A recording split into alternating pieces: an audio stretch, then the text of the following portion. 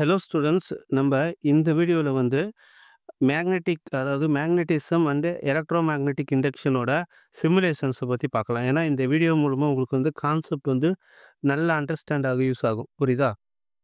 Okay, first நம்ம ஒரு பேசிக்கான மேக்னெட்டில் என்ன ப்ரொடியூஸ் ஆகுது? மேக்னெட்டிக் ஃபீல்டு வந்து ப்ரொடியூஸ் ஆகுது. இப்போ நான் என்ன பண்ணுறேன், இந்த இது காம்பஸ். இந்த காம்பஸ் என்ன பண்ணுறேன், மேக்னெட் பக்கத்தில் எடுத்துகிட்டு போனால் இந்த காம்பஸும் என்ன ஆகுதுன்னா அந்த மேக்னெட்டிக் ஃபீல்டுக்கு ஏற்ற மாதிரி என்ன ஆகுதுன்னா அலைன் ஆகுது. ஓகேங்களா? ரைட். இப்போ நான் இந்த மேக்னெட்டோட பொலாரிட்டியை மாற்றுறேன். அப்போ என்ன ஆகுது பாருங்கள். மேக்னெட்டோட பொலாரிட்டி மாறும்போது இந்த காம்பஸ் என்ன ஆகுது, டைரக்ஷனை சேஞ்ச் பண்ணுது. இப்போ இந்த காம்பஸ் உள்ள இந்த ரெட் கலர் மார்க் தான் என்னதுன்னா இந்த காம்பஸில் இருக்கிற மேக்னெட்டோட நார்த் போல். அதே மாதிரி இந்த ஒயிட் கலரு தான் இருந்ததுன்னா சவுத் போல். அப்போ மேக்னெட் உள்ளே இருக்க, அதாவது காம்பஸ் உள்ளே இருக்கிற நார்த் போல் வந்து இந்த மேக்னெட்டோட சவுத் போலை அட்ராக்ட் பண்ணுது. பேசிக்காக இதுதான் வந்து ஒரு மேக்னெட் பற்றி நம்ம அண்டர்ஸ்டாண்ட் பண்ணிக்க வேண்டியது. அடுத்து பாருங்கள், இந்த ஃப்ளிப் பண்ணும்போது பொலாரிட்டி ஃப்ளிப் பண்ணும்போது என்ன ஆகுது, மேக்னெட்டோட டைரெக்ஷன் வந்து, அதாவது மேக்னெட்டிக் ஃபீல்டோட டைரெக்ஷன் வந்து சேஞ்ச் ஆகுது. நார்த்து டு சவுத்து தான் மேக்னெட்டோட டைரெக்ஷன், மேக்னெட்டிக் ஃபீல்டு டைரெக்ஷன் எப்பவுமே போகுது. அடுத்து நம்ம பார்க்கும்போது இங்கே ஒரு காயில் இருக்குது. இந்த காயில் வந்து எது கூட கனெக்ட் ஆகிருக்கு அப்படின்னா ஒரு பல்பு கூட வந்து கனெக்ட் ஆகிருக்கு. பாருங்கள், இந்த மேக்னெட்டை நான் அதாவது ரொம்ப மூவ்மெண்ட் இல்லாமல் மெதுவாக எடுத்துகிட்டு போய் நடுவில் வைக்கிறேன். அப்போ எதனா நடக்குதா? நடக்கலை.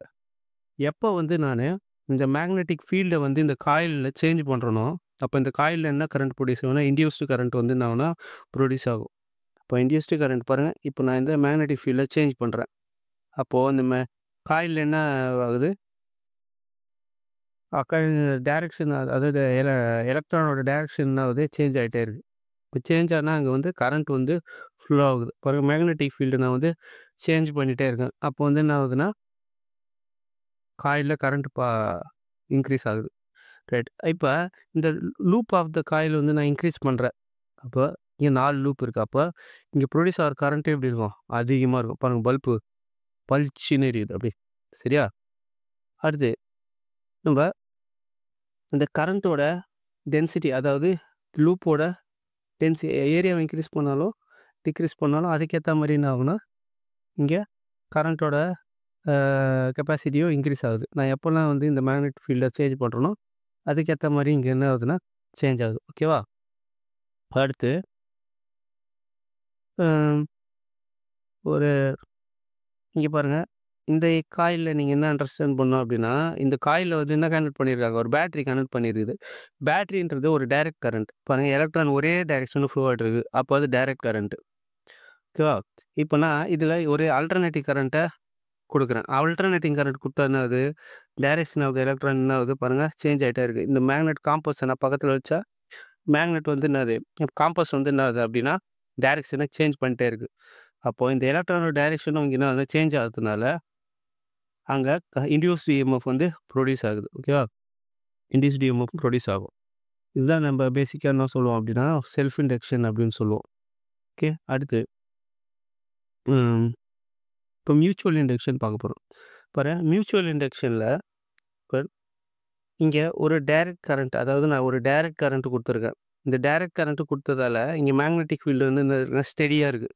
இந்த ஸ்டெடியான மேக்னெட்டிக் ஃபீல்டை இன்னொரு காயில் பக்கத்தில் இருக்கிற காயில் பக்கத்தில் நான் எடுத்துகிட்டு போகும்போது நான் ரெஸ்ட்டில் இருந்தால் ஒன்றுமே இல்லை. ஆனால் நான் எப்போ வந்து இந்த மேக்னெட்டிக் ஃபீல்டை வந்து மாற்றுறனோ அங்கே என்ன ப்ரொடியூஸ் ஆகுது, ஆல்டர்னேட்டிவ் கரண்ட் வந்து ப்ரொடியூஸ் ஆகுது. ஏன்னா எலக்ட்ரானோட டைரெக்ஷன் வந்து அங்கே ப்ளூ கப், அதாவது இந்த எலக்ட்ரான் டைரெக்ஷன் வந்து சேஞ்ச் ஆகுது. அதனால என்ன ஆகுதுன்னா ஆல்டர்னேட்டிவ் கரண்ட் வந்து ப்ரொடியூஸ் ஆகுது. ஓகேயா? இப்போ நான் இங்கே இந்த பேட்டரிக்கு பதிலாக இங்கேயும் ஆல்டர்னேட் கரண்ட் கொடுக்குறேன்.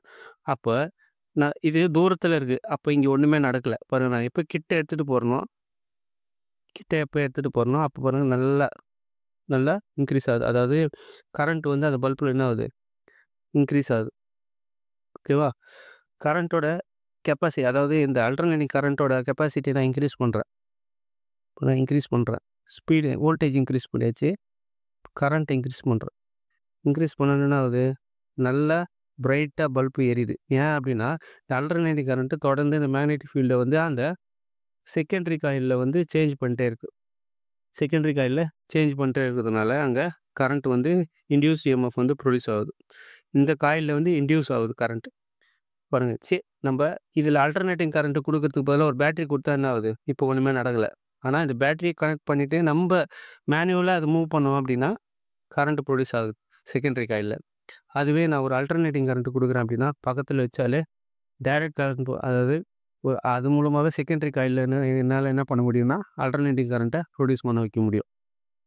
அடுத்து அ இது வந்து ஒரு பேசிக்கான இது. அதாவது ஒரு ஒரு வீல்ல வந்து ஒரு மேக்னெட்டு வச்சிருக்காங்க. கட்டி வச்சிருக்காங்கன்னு வச்சுக்கங்களேன். அது பக்கத்திலேயே ஒரு காயில் இருக்கு. அது காயில் கூட ஒரு பல்ப் வந்து கனெக்ட் பண்ணியிருக்காங்க. இப்ப நான் இந்த குழாவ மெதுவா திறக்கிறேன். அப்போ தண்ணி வந்து ஃப்ளோ ஆகுது. தண்ணி ஃப்ளோ ஆனா இந்த மேக்னெட் வந்து என்ன ஆகுதுன்னா, மேக்னெட்டிக் ஃபீல்ட் என்ன பண்ணிட்டே இருக்கு, சேஞ்ச் பண்ணிட்டே இருக்கு. மேக்னெட்டிக் ஃபீல்ட சேஞ்ச் பண்ணா என்ன ஆகும்? காயில் பக்கத்தில இருக்கு. அப்ப இந்த காயில் கூட போய் இந்த மேக்னெட்டிக் ஃபீல்டு வந்து என்ன ஆகுது? லிங்க் ஆகுது.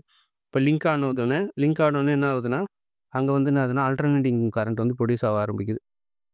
ஏன்னா மேக்னெட்டிக் ஃபீல்ட் தான் கன்டினியூவா சேஞ்ச் ஆயிட்டே இருக்குல்ல.